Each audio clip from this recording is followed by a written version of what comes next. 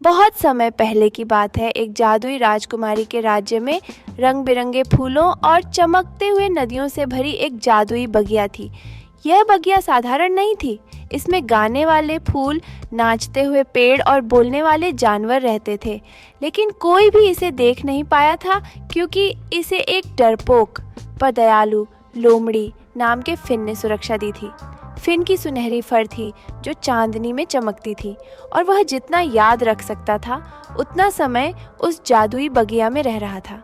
बगिया उसका घर थी और वह इसे सुरक्षित रखना पसंद करता था, ये सुनिश्चित करते हुए कि सिर्फ अच्छे दिल वाले लोग ही यहाँ आ सकें। एक दिन एक छोटी लड़की जिसका नाम लिली था, जंगल में खो गई। वह अपने घर लौटने का रास्ता ढूंढ रही थी। जैसे ही वह जंगल में गहरी चली गई, उसने एक मीठी सी गाने की आवाज़ सुनी।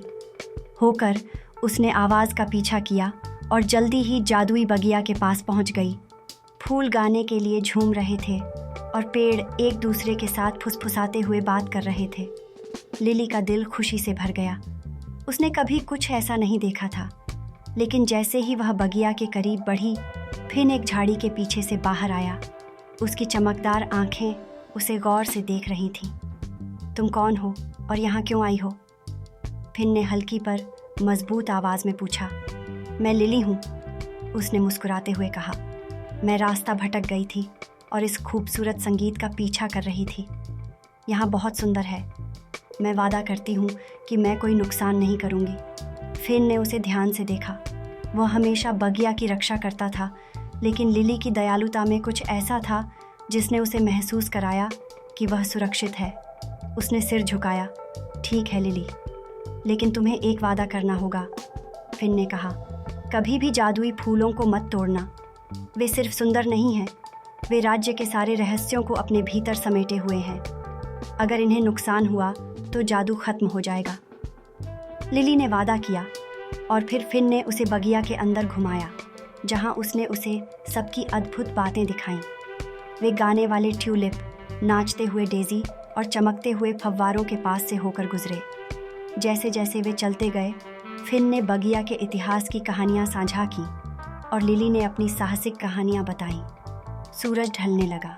तभी अचानक बादल घिर आए और एक ठंडी हवा चली। फिन के कान खड़े हो गए। हमें जल्दी चलना होगा, उसने कहा।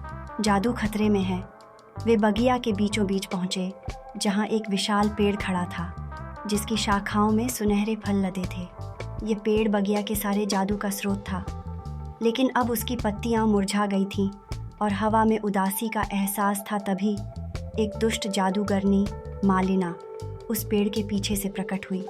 मैं इस बगिया का जादू लेने आई हूँ, वह बुरी हंसी में बोली। कोई मुझे रोक नहीं सकता। फिन बहादुरी से आगे बढ़ा, लेकिन जादूगरनी ने अपनी हाथ उठाया और एक तेज़ हवा चल पड़ी, जिससे वह पीछे गिर पड़ा। तुम मुझे नहीं रोक सकते, छोटे लोमड़ी, उसने हंसी में कहा। लेकिन लिली ने डर के बिना खड़ा होकर कहा, तुम शायद शक्तिशाली हो, लेकिन तुम जादू को नहीं ले सकते अगर तुम्हारा दिल दयालु नहीं है।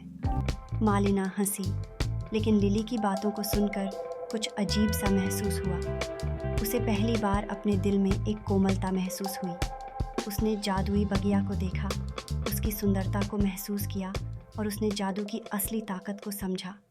मैं समझ नहीं पा रही, उसने धीरे से कहा। क्या मुझे सचमुच बदलाव चाहिए? फिन और लिली ने एक साथ कहा, हाँ, क्योंकि जादू सच्ची दयालुता में ही छिपा है।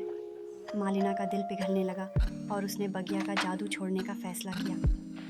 जादू फिर से लौट आया और बगिया पहले से भी ज़्यादा खूबसूरत हो गई।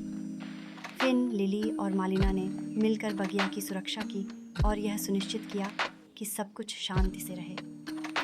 तब से लिली और फिन अच्छे दोस्त बन गए और मालिना ने अपनी बुरी आदतों को छोड़ दिया। जादुई बगिया अब पहले से भी ज़्यादा खुशहाल थी और सबका दिल हल्का और प्यार से भरा हुआ था और वे सब खुशी खुशी अपनी ज़िंदगी बिताने लगे। समाप्त।